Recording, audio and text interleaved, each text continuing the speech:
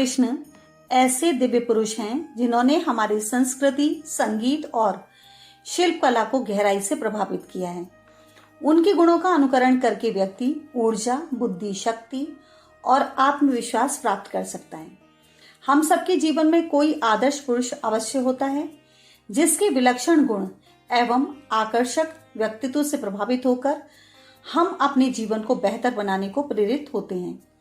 16 कलाओं से पूर्ण श्री कृष्ण अनुकरणीय हैं, प्रेरणास्पद हैं और इसीलिए हमारे आदर्श भी हैं। उनसे बहुत सी प्रेरणाएं ली जा सकती हैं। कृष्ण का जन्म मथुरा में हुआ। वृंदावन में उन्होंने बाल लीलाएं की। द्वारका के वे राजा बने और भालका में देवत्या की। यह 4 स्थान कृष्ण के कर्मयोग का केंद्र रहे। कृष्ण के 10 सिद्धांत जीना और संघर्ष करना सिखाते हैं। पहला सिद्धांत है मुस्कुराहट फैलाइए। श्री कृष्ण अकेले ऐसे ईश्वर हैं, उनका चेहरा हमेशा मुस्कुराहट से चमकता दिखता है। वे नृत्य करते हैं, लीला करते हैं, आजीवन मस्ती में झूमते रहते हैं। जो भी स्थिति हो, भले ही विरोधी का वध हो अथवा युद्ध, आनंद में वातावरण हो या गंभीर स्थिति, हमेशा ही उनके चेहरे पर मुस्कान रही। लोग इसे देवी गुण मानते हैं। सच्चाई यह है कि ये मानवीय गुण है। दूसरा सिद्धांत प्रेम से रहिए। स्वर्ग में राधा ने कृष्ण से कहा था कि जब आप प्रेम में थे तब उंगली पर गोवर्धन पर्वत उठाकर लोगों को बचाया था। प्रेम आपका सच्चा स्वरूप है, इसीलिए घरों में प्रेम में डूबे बांसुरी वाले कन्हैया ही जगह पाते हैं। राधा ने कहा कि भले ही भगवत गीता में मेरा नाम ना हो, लेकिन गीता के पूर्ण होने पर राधे राधे स्मरण किया जाता है। कृष्ण अपने जीवन में जिन जिन लोगों से जुड़े सभी के प्रति उन्होंने प्रेम भाव सदैव अच्छे रखे और प्रेम का संदेश फैलाया। तीसरा सिद्धांत है चुप न रहें। श्री कृष्ण ने गोवर्धन को एक उंगली पर उठा लिया। इसमें स्वाभिमान का संदेश है। असल में इंद्रदेव मथुरा, गोकुल और वृंदावन के लोगों को डराकर अपनी पूजा करवाते थे। कन्हैया ने लोगों से कहा कि पूजन बंद कर दो। नाराज इंद्र ने बहुत बारिश की। कृष्ण ने अपनी छोटी उंगली कनिष्ठा पर गोवर्धन पर्वत उठा लिया। संदेश दिया, अपने से जुड़े पशुओं, स्थानों, आवश्यकताओं में काम आने वाले सभी को सम्मान दें, उन्हीं की पूजा अर्चना करें, तभी से पशुओं की पूजा की जाती है। चौथा सिद्धांत है हिम्मत दिखाएं। श्री कृष्ण बचपन से अपने सामर्थ्य पर विश्वास करते थे। उन्हें अपने सामर्थ्य पर पूर्ण विश्वास था। इसी क्षमता के आधार पर उन्होंने बालकाल में ही अनेक भयंकर विपत्तियों से अपने प्रियजनों और गोकुल को सुरक्षित रखा। कृष्ण ने मथुरा जाकर कंस का वध किया और यदुवंशियों की रक्षा की। अत्याचार के विरुद्ध आवाज उठाने की कोई आयु नहीं होती। यह बात कृष्ण से बेहतर कोई नहीं सिखा सकता। श्री कृष्ण मार्शल आर्ट के सच्चे जनक थे। इससे कंस के समक्ष मल्लयुद्ध में चारों और मुष्टिक नाम के दानवों का अंत किया। इनके वध के समय कृष्ण की उम्र 16 साल थी। मथुरा में रजक का मस्तक हथेली के प्रहार से धड़ से अलग कर दिया। पूतना सहित कंस द्वारा भेजे गए 5 और दानवों का वध किया था। कंस वध भी श्री कृष्ण ने कंस के दरबार में ही किया था। संदेश था, बलवान से डरे नहीं, विश्वास से मुकाबला करें। उनका 5वां सिद्धांत है दोस्ती दिल से निभाएं। कृष्ण दोस्ती के लिए सारे बंधन तोड़ देते हैं। युद्ध में उन्होंने शस्त्र नहीं उठाने का संकल्प लिया, लेकिन जब भीष्म के सामने दोस्त अर्जुन को संकट में देखा तो रथ का पहिया लेकर भीष्म की ओर दौड़ पड़ी। अर्जुन ने सूर्यास्त से पहले जयद्रथ का वध करने की प्रतिज्ञा ली थी।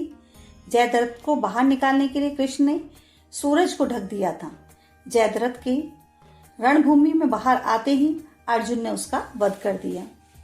सुदामा जब कृष्ण से मिलने आते हैं तब राजा की प्रतिष्ठा को किनारे पर रखकर स्वयं कृष्ण सुदामा को द्वार पर लेने जाते हैं, उनके चरण धोकर सम्मान देते हैं और उनके बिना मांगे ही उनकी सहायता करते हैं। उनका 6वां सिद्धांत है हमेशा सादगी में रहिए। ईश्वर रूप होते हुए भी कृष्ण मनुष्य की तरह रहे। जन्म कारावास में हुआ। उफनती नदी से होते हुए नंद गांव पहुंचे। ग्वालों संग गाय चराई। सादगी में दिव्यता भव्यता का संदेश दिया। कृष्ण ने राजाओं को जीता, लेकिन कभी किसी पराजित का सिंहासन नहीं लिया। हमेशा किंग मेकर रहे। अवतारी शक्ति के बाद भी मनुष्य की भांति देह त्याग दी।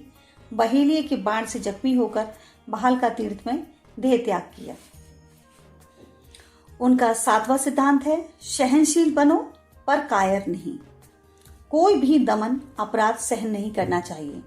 शिशुपाल की मां जानती थी कि उनके बेटे का वध श्री कृष्ण के हाथ होगा, इसलिए मां ने शिशुपाल के लिए कृष्ण से जीवन दान मांगा। श्री कृष्ण ने भी उन्हें वचन दिया कि मैं शिशुपाल के 100 पाप माफ करूंगा, पर शिशुपाल ने कृष्ण को अपशब्द कहना जारी रखा। कृष्ण ने जैसे ही 100 बार उसे माफ कर दिया था, लेकिन शिशुपाल के 101 बार अपशब्द सहन नहीं किया और कृष्ण ने उसका अंत कर दिया। 8वां सिद्धांत है, विजय के लिए जरूरी है व्यूह रचना। महाभारत युद्ध में पांडवों की विजय हुई। इसमें सबसे अहम भूमिका श्री कृष्ण के प्रबंधन की रही। श्री कृष्ण महामानव थे, बिना किसी की मदद के सब कुछ कर सकते थे, लेकिन महाभारत में सक्रिय भूमिका के बिना रणनीति दक्षता से पांडव विजयी रहे। इसीलिए श्री कृष्ण मैनेजमेंट गुरु कहलाए। उनकी फिलॉसफी और सिद्धांत रोजमर्रा के जीवन में और उनके प्रबंध में हमेशा कारगर साबित होते हैं। उनका 9वां सिद्धांत है, तटस्थ एवं स्थित प्रज्ञ भाव।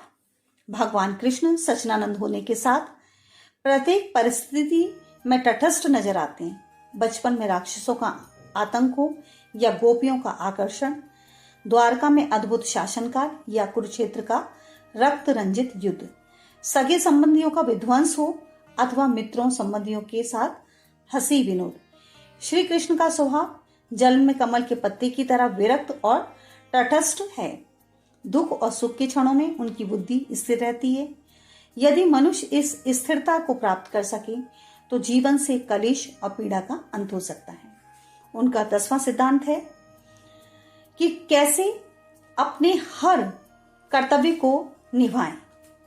भागवत और महाभारत की संपूर्ण कथा में श्री कृष्ण सच्चे मित्र, सहृदय प्रेमी, समर्पित पुत्र, आदर्श भाई और पति के रूप में हर कर्तव्य को पूरा करते प्रतीत होते हैं, दिखाई देते हैं। उनके चारित्रिक गुण अतुलनीय हैं। उन्होंने अपने जीवन की सभी भूमिकाएं पूरी निष्ठा से निभाई। श्री कृष्ण के चरित्र से प्रत्येक मनुष्य को चारित्रिक निष्ठा और अपनी अलग अलग भूमिकाओं को निभाने की कला सीखनी चाहिए। इन प्रसंगों से समझिए कि कैसे कृष्ण हर हालत से लड़ना सिखाते हैं। उनके जीवन सिद्धांत अब भी दिशा दिखाते हैं। कृष्ण सदैव हमारे मार्गदर्शक, प्रेरणा स्रोत रहेंगे। धन्यवाद। आशा करती हूँ ये वीडियो आपके लिए ज्ञानवर्धक होगी।